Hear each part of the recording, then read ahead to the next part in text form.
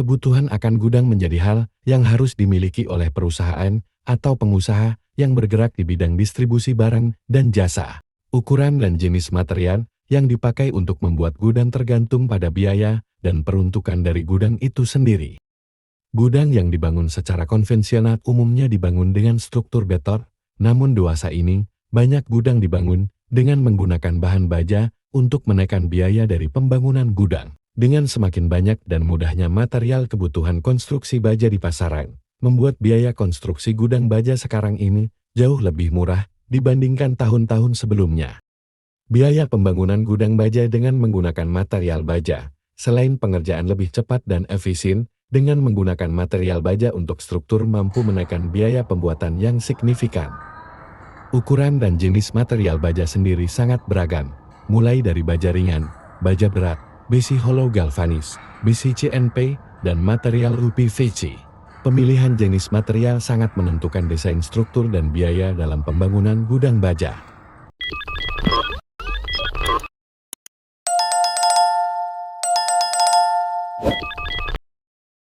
PRSS dan tahapan fabrikasi konstruksi gudang dilakukan dalam beberapa tahapan, dimulai dari pemilihan konsultan atau kontraktor yang ditunjuk untuk melakukan berbagai persiapan, sampai pada akhirnya melakukan serah terima konstruksi yang dibangun kepada pemilik.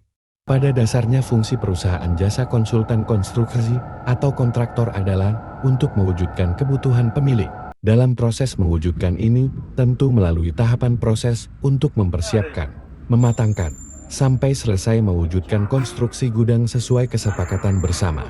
Adapun tahapan proses konstruksi tersebut adalah sebagai berikut. Yang pertama adalah tahap perencanaan awal yang meliputi perencanaan layout konstruksi gudang dengan melakukan perencanaan ukuran luas area gudang. Jika gudang tersebut menggunakan mesin atau alat pendukung, maka perlu dilakukan perencanaan layout mesin serta perlengkapan pendukungnya. Perencanaan layout ruang kerja gudang dengan mempertimbangkan poin-poin berikut. Jumlah tenaga kerja yang akan menempati tiap ruang dalam gudang, jumlah alat kerja dalam ruangan gudang, posisi jalur akses keluar masuk, serta urgensi penggunaan ruang tersebut. Perencanaan layout jalur keluar masuk barang. Perencanaan layout akses mobilisasi manusia dan transportasi, hal ini harus matang dalam perencanaan awal konstruksi gudang adalah jalur akses keluar masuk gudang. Perencanaan jalur akses ini penting, tujuannya agar proses mobilisasi manusia dan alat kerja efektif dalam space area gudang. Beberapa poin yang bisa jadi bahan pertimbangan perihal jalur akses mobilisasi ini adalah jumlah manusia yang melintas, intensitas alat kerja yang melintas, jarak aman antar manusia dengan mesin yang beroperasi di gudang, ruang aman alat kerja keluar masuk gudang. Perencanaan penanganan limbah haruslah terencana dari awal pendirian konstruksi gudang. Hal utama dalam merencanakan alur penanganan limbah adalah mempertimbangkan klasifikasi limbah yang dihasilkan dalam gudang. Dengan diketahuinya klasifikasi limbah tersebut, maka bisa dipersiapkan perencanaan struktur penanganan limbah yang disesuaikan dengan peraturan pemerintah. Terakhir adalah perencanaan struktur pendukung. Di beberapa gudang, dalam operasionalnya membutuhkan struktur pendukung, di antaranya adalah galangan kren, konstruksi lift barang, konstruksi rak storage, konstruksi base plate, atau dudukan alat berat, dan lainnya. Hal ini harus direncanakan dari awal pendirian gudang, untuk menghindari bongkar pasang konstruksi gudang di kemudian hari. Setelah matang dalam perencanaan awal konstruksi gudang ini, maka proses konstruksi dilanjutkan ke tahap selanjutnya. Yang kedua adalah analisa kelayakan atau feasibility study. Dalam fase analisa kelayakan ini, akan dilakukan pengumpulan data yang lebih detail perihal situasi dan kondisi lokasi rencana konstruksi gudang yang direncanakan. Adapun poin-poin yang bisa menjadi perhatian adalah sebagai berikut. Analisa lokasi gudang. Hal ini meliputi dua faktor, yaitu faktor kondisi geologi atau struktur tanah, dan faktor kondisi iklim intensitas hujan dan angin. Kondisi geologi struktur tanah akan mempengaruhi desain perencanaan pondasi bangunan gudang. Analisa tinggi konstruksi gudang yang dibutuhkan, umumnya tinggi bangunan gudang di sisi samping adalah 6 sampai dengan 8 meter. Hal ini bertujuan untuk mendapatkan efisiensi penggunaan material rangka baja yang digunakan. Karena pada umumnya material baja yang beredar di Indonesia mempunyai ukuran 6 dan 12 meter, namun tidak sedikit gudang membutuhkan struktur bangunan yang lebih tinggi untuk memaksimalkan aktivitas operasional di gudang. Analisa lebar bangunan yang dibutuhkan gudang akan mempengaruhi perencanaan struktur konstruksi tiang atau struktur atap bangunan. Sederhananya adalah, semakin lebar bangunan gudang maka dibutuhkan struktur rangka atap yang lebih besar, dan dengan demikian dibutuhkan struktur tiang bangunan yang lebih kuat. Analisa akses pintu dan gerbang gudang. Pada proses analisa penempatan akses pintu dan gerbang gudang adalah untuk mensimulasikan akses keluar masuk gudang di kondisi normal dan di kondisi emergency. Pada umumnya gudang tidak memiliki jendela, namun menggunakan akses sirkulasi udara. Bentuknya bisa seperti tralis atau kisi-kisi.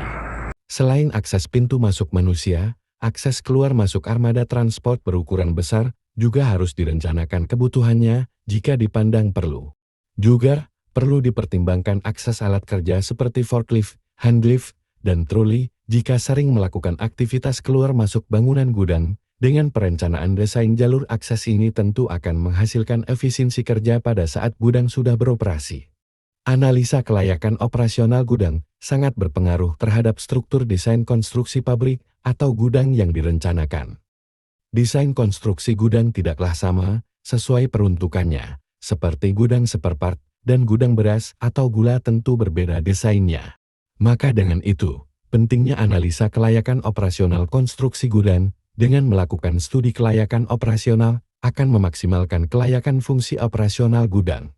Analisa dampak pekerjaan konstruksi gudang. Dalam pelaksanaan pekerjaan konstruksi gudang, seringkali terjadi masalah-masalah di lapangan yang di luar masalah non-teknis, seperti masalah keluhan warga lingkungan yang terganggu aktivitas pekerjaan proyek konstruksi gudang. Masalah kapasitas infrastruktur jalan atau akses ke lokasi yang tidak mendukung dilintasi alat berat. Masalah polusi udara dan suara yang dihasilkan selama proses pekerjaan konstruksi gudang. Dengan melakukan analisa dampak pekerjaan, diharapkan kontraktor yang ditunjuk bisa melakukan siasat pekerjaan, baik secara teknis maupun metode kerja, untuk meminimalisasi dampak pekerjaan konstruksi gudang tersebut. Proses perencanaan desain konstruksi gudang. Pada tahapan ini, kontraktor akan melakukan perencanaan desain konstruksi gudang dengan rincian sebagai berikut. Perencanaan konstruksi sipil. Pada fase ini, biasanya kontraktor pelaksana akan memberikan hasil desain perencanaan konstruksi sipil untuk dipelajari konsultan yang ditunjuk jika ada. Perencanaan konstruksi baja. Pada fase ini, kontraktor akan memberikan hasil rancangan desain struktur konstruksi baja secara mendetail dan terperinci, dimulai dari struktur tulangan pondasi tiang hingga konstruksi atap untuk dipelajari atau direview oleh klien.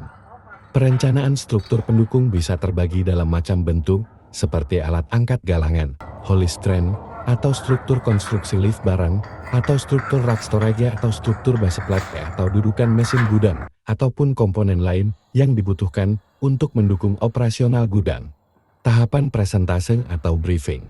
Ini merangkum 3 fase tahapan sebelumnya, mulai dari analisa perencanaan awal hingga tahapan proses perancangan atau desain. Pada tahapan presentasi, umumnya dilakukan dalam bentuk presentasi langsung antara kontraktor dengan owner atau konsultan yang ditunjuk.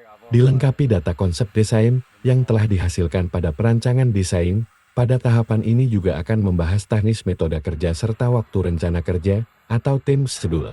Jika analisa rancangan desain konstruksi gudang sudah mumpuni, biasanya tahapan ini langsung melakukan pembahasan anggaran kerja. Jika telah menemui kesepakatan, akan dilaksanakan kontrak kerjasama. Tahapan prakonstruksi atau kick-off meeting. Dalam tahapan ini, seluruh detail rancangan konstruksi gudang sudah setuju atau fix dengan metode kerja yang telah ditetapkan bersama dengan batasan anggaran dan waktu kerja yang disepakati.